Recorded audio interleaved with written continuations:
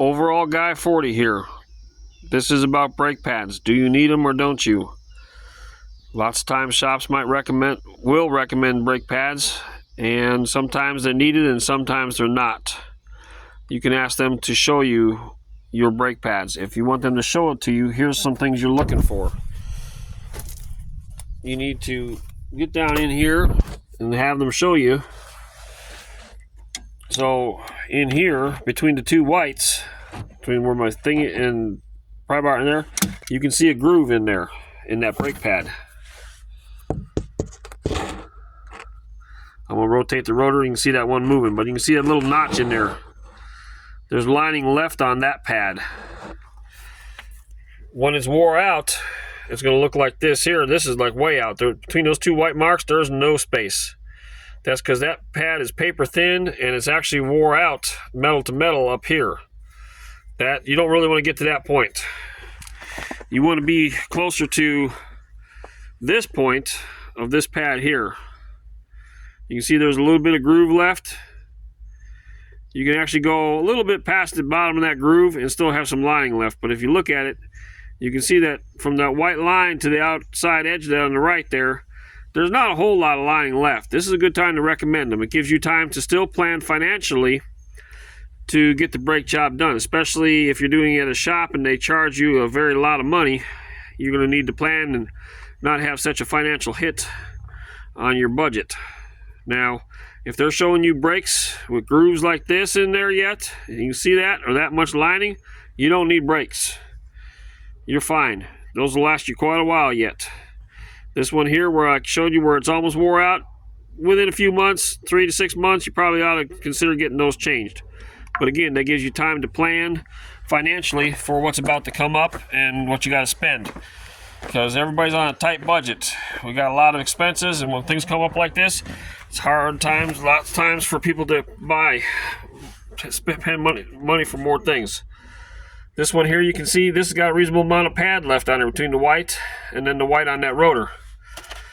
So if I rotate that rotor a little bit, you can kind of get an idea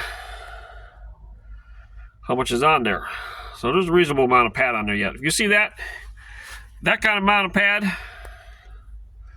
you're probably okay for a while. Like that. Now they measure pads, and they should be able to tell you how much lining you have left. When you get close to something like 1/32, time to change them. And obviously the more pad you got, the larger the number, the more time you got before you need to change them. Labor. Let me show you. You can't normally just look this all up, but you can ask. How much time does your job that you're charging you for call for in the manual? We're going to look up a 2017 Ford Explorer here, and we're going to go to front brakes, both axe sides. It calls for 1 hour. This is Mitchell Manuals. This is straight from the manufacturer. 1 hour for a technician to change front pads.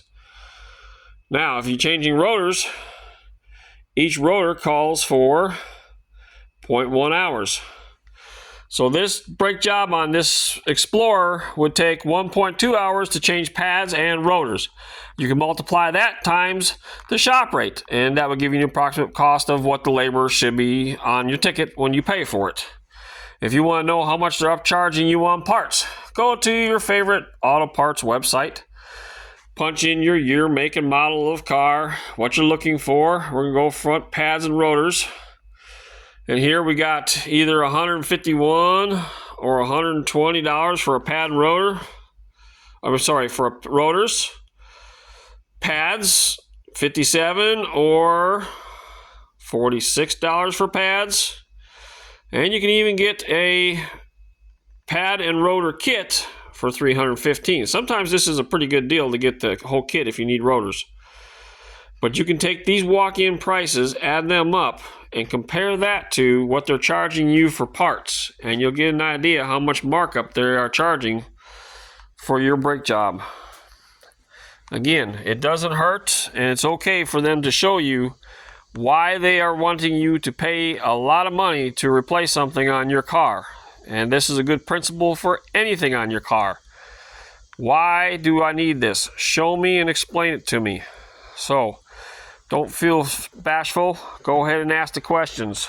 Let them show you. Hopefully this helps. Have a blessed day.